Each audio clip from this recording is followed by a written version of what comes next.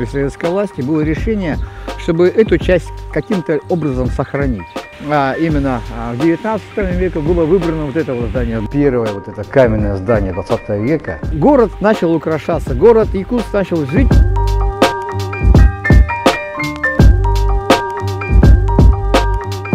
Мы находимся на территории старого города Якутска. У нас называется это охранная зона номер 1. Здесь в свое время и в 17 веке, в конце 17 века, в начале 18 века, весь 18 век, весь 19 век и начало 20 века, это был один из самых таких вот торговых центров нашего города Якутска. Почему здесь это все происходило? Потому что здесь у нас была протока до отсутствия дамбы. А дамба у нас началась строиться только в 50-60-х годах. А здесь весь зеленый луг, и это и сейчас происходит, в период половодья заливалось водой. И сюда приходили именно те знаменитые ярмарки, которые шли с верховьев реки Лены. То есть они шли с Усть-Кута, они доходили до Якутска, вот знаменитые полуски. Здесь они оставляли все свои непроданные товары, их переносили в Кружало. Здание Кружало у нас находится тоже здесь рядом. Поэтому еще с 80-х годов прошлого века, то есть при советской власти, было решение, чтобы эту часть каким-то образом сохранить. Данный участок был отмечен как историческая зона еще в генплане и 70-х годов, и 80-х годов, но, к сожалению, ничего тогда не происходило. И только вот с 2000-х годов примерно началась работа по воссозданию здесь исторической среды города Якутска конца 19-го, начала 20 века. Башня эта называется у нас надвратная башня Якутского острога. Он является историко-архитектурным символом нашего города Якутска.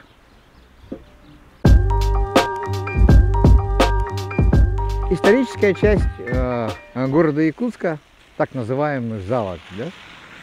Здесь у нас теперь по-современному называется это квартал 55А. И здесь у нас вот единственное место в городе Якутске, где сохранились подлинные исторические дома как раз 19-го, начала 20 века. В отличие от второй охранной зоны, где у нас большинство, конечно, зданий это новоделы. Здесь у нас мы проводили эту работу. Мы обследовали каждый из исторических домов, мы сделали обмерные чертежи. И здесь у нас 37 подлинно исторических объектов. Это не только дома, но и даже имеют ценность это хозяйственные постройки. В свое время, еще до пандемии, у нас проходил конкурс, который проводил город Якутск на лучшую концепцию развития этой территории. И вот выиграл проект московской компании под руководством Тютчевой. Надежда историков, краеведов города Якутска, патриотов города Якутска, горожан, которые любят свой город, которые любят историю своего города Якутска. Есть надежда, что эта часть нашего квартала, 55-го квартала, мы его называем второй охранной зоной, деревянный Залог, он сохранится. И мало того, что эта часть как раз попала в мастер-план города Якутска. И мы надеемся, что со временем все эти дома будут отреставрированы. Здесь должны быть по проекту проложены деревянные мостовые, должны быть новые светильники в стилистике конца 19 века. И мы надеемся, да, вот опять же надеемся, что наши мечты сбудутся.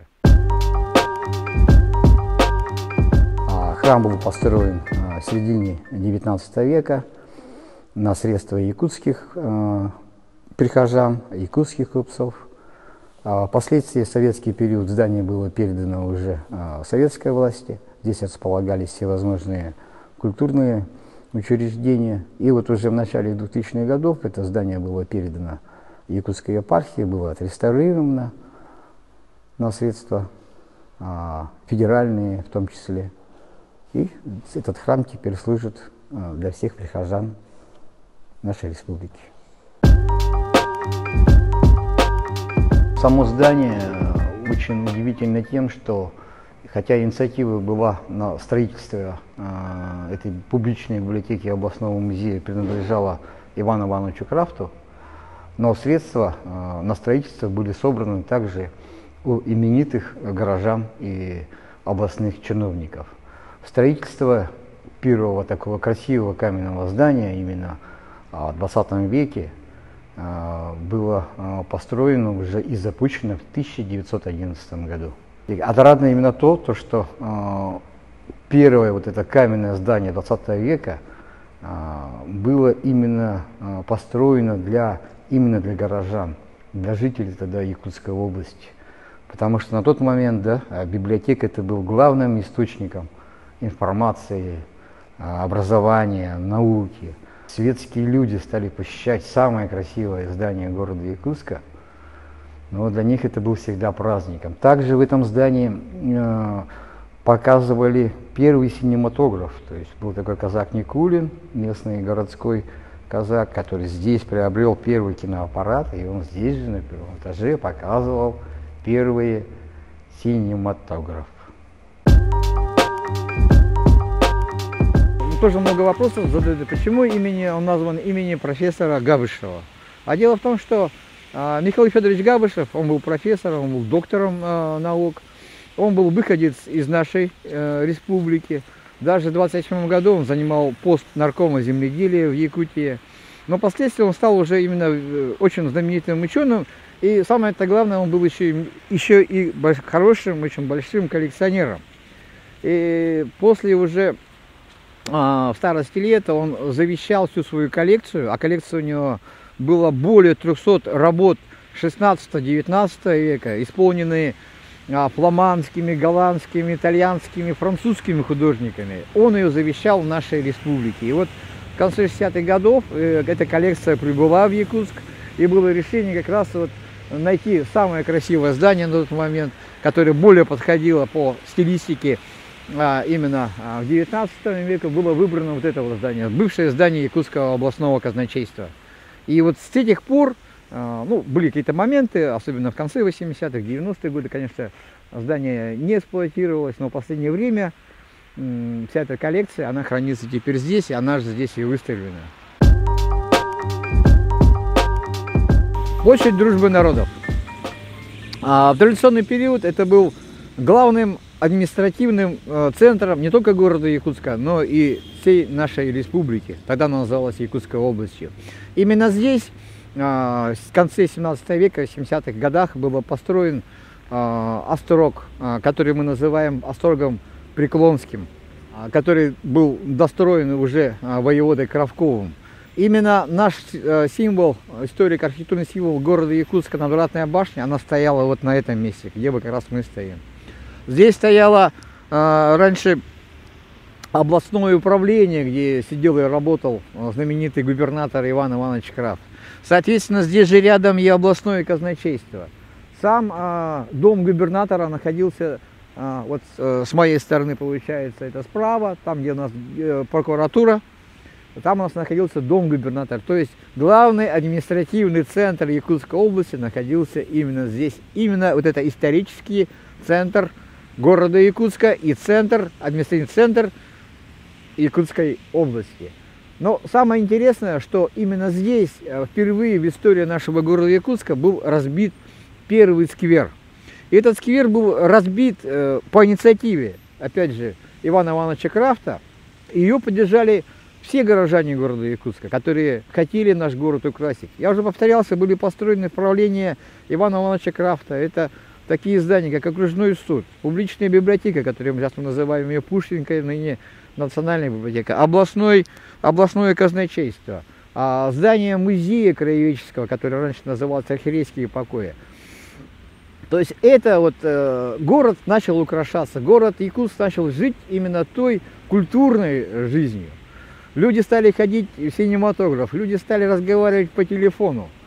Люди стали ходить в библиотеку и в музей, люди стали просвещаться. Вот поэтому вот в свое время, когда Крафт уже закончил свою работу именно в Якутске, в честь его этот сквер был назван в честь Ивана Ивановича Крафта. А вот улица, которую сейчас мы называем Каландашвили, тоже была названа в честь Ивана Ивановича Крафта. Но я хочу продолжить именно про сквер.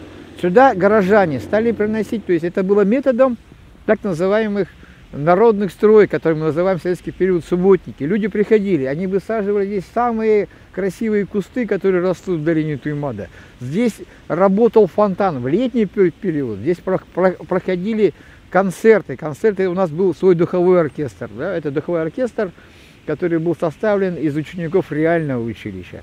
А здесь и так называемый променад, то есть люди приходили в выходные и здесь отдыхали. В последнее время у нас в Якутске, вот, особенно вот последние десятилетия, у нас идет активная работа по организации и созданию так называемых общественных пространств, то есть этих площадок, да, там, где люди могли отдыхать.